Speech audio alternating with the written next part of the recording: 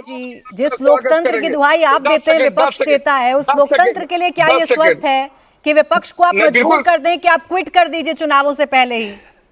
मैं क्या कह रहा हूं, मैं वहां पर नहीं आना चाहता हूं। हाँ। बिल्कुल मैं स्वागत करूंगा, लेकिन जब ये एसआईआर का भी विरोध करते हैं, एफआईआर का भी विरोध करते हैं, स्वायत्त संस्थाओं का भी विरोध करते हैं, प्रधानमंत्री का भी विरोध करते हैं, भैया आप किसका समर्थन करते हैं? आप तो अपने मतदाताओं का भी समर्थन नहीं करना चाहते हैं। ठीक, और ये पहली बात तो शादाब जी, ये बात तो है ना, आप यकीन किस पर करेंगे? एसआईआर शुरू करता है इलेक्शन कमीशन तो उस पर यकीन नहीं है, सुप्रीम कोर्ट कुछ कहे तो उस पर भी यकीन नहीं है, अपने पक्ष में है तो यकीन होगा वरना यकीन नहीं होगा, कोई संस्था काम करे तो उस पर यकीन नहीं है। ये देश चलेगा कैसे? प्रक्रिया के तहत, एक संवैधानिक प्रक्रिया के तहत, एक कानूनी प्रक्रिया के तहत जो इलेक्शन कमीशन को अधिकार है वो कर रहा है, करने दीजिए। पहली बात तो यह है प्राची जी, मैं अपनी बात शुरू करने से पहले अम्बेडकर जी के उस वक्तव्य को करूंगा, इतना भी अच्छा कानून बना लो, अगर उसको पालन करवाने वाले लोग खराब होंगे, अंत में वो बुरा ही साबित होगा। दूसरी चीज ये कि एसआईआर एक प्रक्रिया है, उससे हमें तो आपत्ति नहीं है, जो उसका प्रोसेस है, जो जिस प्रकार किया जा रहा है, उसको लेकर बैरिस्टर ओवैसी साहब ने लेटर भी लिखा था और चुनाव आयोग के मुख्य चुनाव आयुक्त से मुलाकात भी की थी। जिस प्रकार से बाढ़ प्रभावित क्षेत्रों में और इतने कम समय सीमा में खास करके मुस्लिम और दलितों जो बाढ़ प्रभावित क्षेत्र में ज्यादा रहते हैं, उनके डॉक्यूमेंटेशन को लेकर के जो हमारा कंसर्न था वो हमने प्रस्तुत भी कर दिया था। लेकिन बड़े अफसोस की बात है, इतनी जल्दबाजी में किया जा रहा है। क्या जो 35 लाख लोग जिनको कहा है ये शिफ्ट हो गए, क्या उनसे सहमति ली गई है कि उनका वोट कहां पर होना चाहिए? जो बोला है कि परमानेंट शिफ्ट हो चुके हैं, जो लोग डेथ इंतकाल हो चुका है, क्या उनका वेरिफिकेशन किया गया है? क्या इतने दिन में इतने लोगों का वेरिफिकेशन संभव था? क्या अपील के लिए सिर्फ 1 महीना देना काफी है?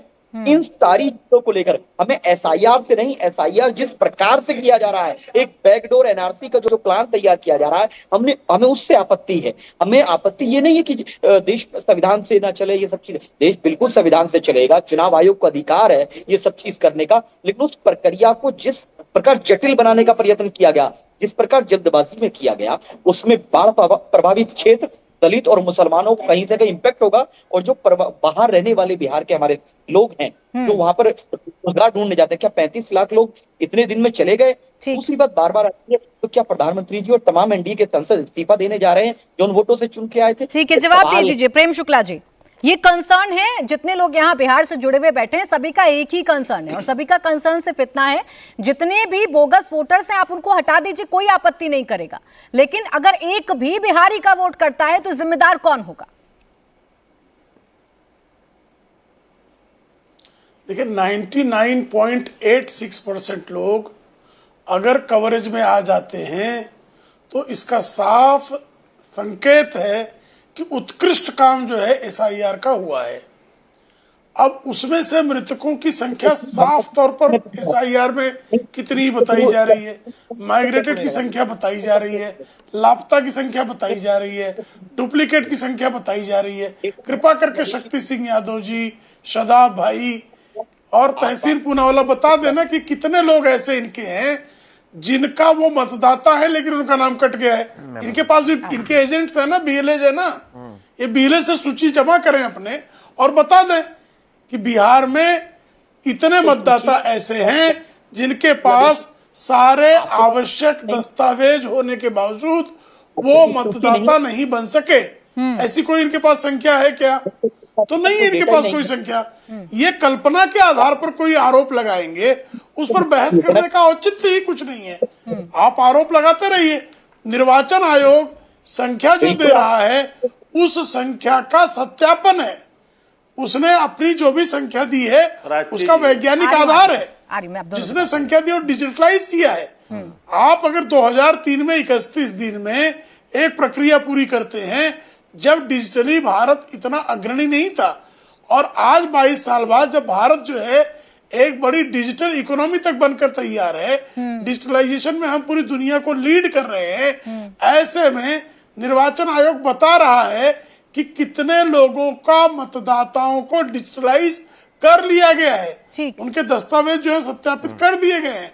तो आपको शक्ति जी, अगर किसी मतदाता की एक फर्जी है, ये गलत तरीके से मतदाता बन गया है, उसकी जानकारी है, तो भी आप आगे आइए और अगर लगता है कि ये मतदाता है लेकिन नहीं बनने पाया है तो उसके लिए भी आगे आइए, कौन रोक रहा है आपको? मैं दोनों के पास आ रही हूँ, दोनों से शिकायतें मांगूंगी। शक्ति यादव जी, पहले आप दे दीजिए। आपके बीएलओ की संख्या चूंकि 47,506 है, तो ये शिकायतें जो कह रहे हैं प्रेम शुक्ला जी की, आपके पास कोई तो जानकारी होगी ना कि फला आपका वोटर फला बूथ पर या फला विधानसभा में है जिसका वोट काट दिया गया है, तो वो जानकारियां तो आप साझा कर ही दीजिए, बता ही दीजिए, शिकायत करिए। ना सुने इलेक्शन कमीशन तो कोर्ट का रास्ता तो आपके लिए खुला है ही।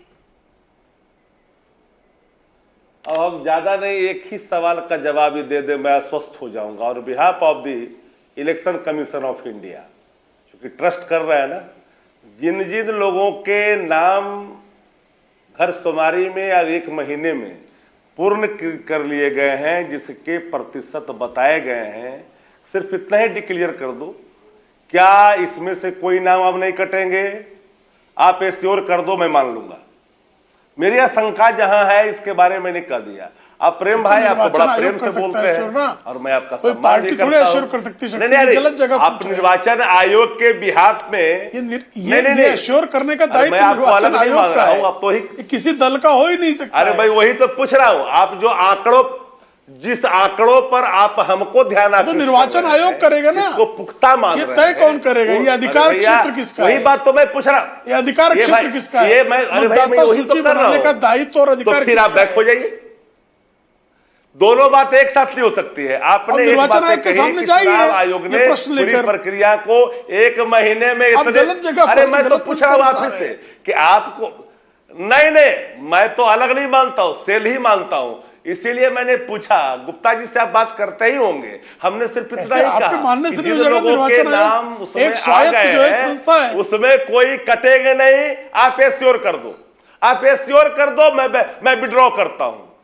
मैं चाहूंगा कि बिहार का सेंट्रल होम सिर्फ दोबारा न बने, बालिका गृह दोबारा न बने, सृजन 16,000 करोड़ का न बने, मैं मान लूंगा। कैसे चलेगी ये आश्वस्त जो है कोई दल दे ही नहीं सकता, न कांग्रेस, न भाजपा, न राजद। अरे भाई, तो आप क्यों उसकी तरफदारी कर रहे हो?